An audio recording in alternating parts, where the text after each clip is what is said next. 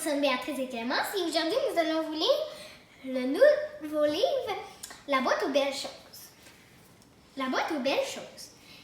Écrit par Christine Arbault et illustré par Johanna Lesiero et de la maison d'édition Bouton d'Or Acadie. Nous allons lire le petit extrait derrière le livre. Ma coquine grand-maman d'amour s'est envolée comme un papillon. La boîte aux belles choses. À tous les grands-mamans, boule d'amour et de courage, pour que la vie continue de briller dans tous les cœurs. Ma coquine de grand-maman d'amour s'est envolée comme un papillon. Tout doucement, un matin gris chagrin où les nuages grognent vidaient leur dernier sac de flocons. Elle est partie un printemps, alors que les fleurs poussent, les grands-mamans ne devraient pas faner. À cette saison, les oiseaux font leur nid, le soleil nous réchauffe plus longtemps, les ours se réveillent, les abeilles butinent et se préparent à parsemer les paysages de couleurs. Grand-maman Pauline, son nom rimait avec comptine, mais ses mots ne trouvaient plus de chemin pour se faire comprendre. Son cœur battait si fort, elle était si calme quand j'étais près d'elle. Elle trouvait une façon bien ailleurs de me dire « je t'aime ».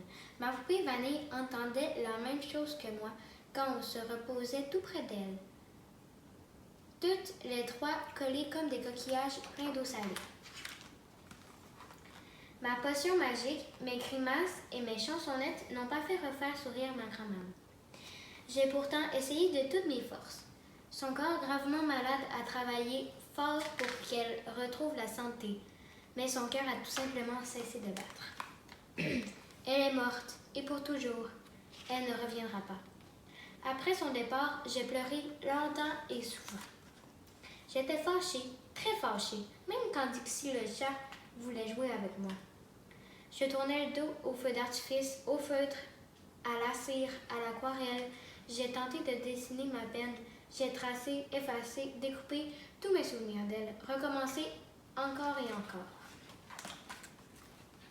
Alors, dans ma mémoire d'éléphant, que j'appelle ma boîte aux belles choses, j'ai placé tout plein de moments rigolos, des regards affectueux pour guérir les bobos et les peines.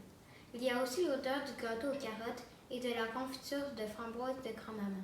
Les parfums donnaient envie de se réveiller en pleine nuit et de marcher sur la pointe des pieds pour aller grignoter. Quand j'ouvre ma boîte aux belles choses, ce qu'il y a de plus précieux à l'intérieur, ce sont de beaux souvenirs d'elle et de l'amour qui continuera toujours à fleurir, peu importe les saisons. Si je ferme les yeux et que je pense très fort à grand-maman, elle vient parfois me retrouver dans mes rêves. On fait même la fiesta. Je l'imagine me chanter de sa voix juste rassurante et souriante. Je t'aime, petite pupuche. La vie est belle, belle, belle. Elle donne des ailes, ailes, ailes. Tranquillement, j'ai grandi, presque autant que ses fleurs préférées. À pas de tortue, ma bonne humeur est revenue. Et à pas de kangourou, j'ai ensuite envie de tout. Grand-papa, lui, a vu apparaître des cheveux gris souris sous sa casquette.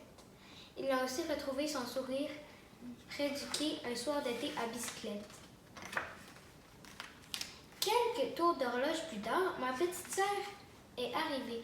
Ma cocotte d'amour est maintenant le soleil de ma vie. Avant, ma grand-maman disait tout le temps « l'amour, ça se multiplie ». Je comprends maintenant pourquoi.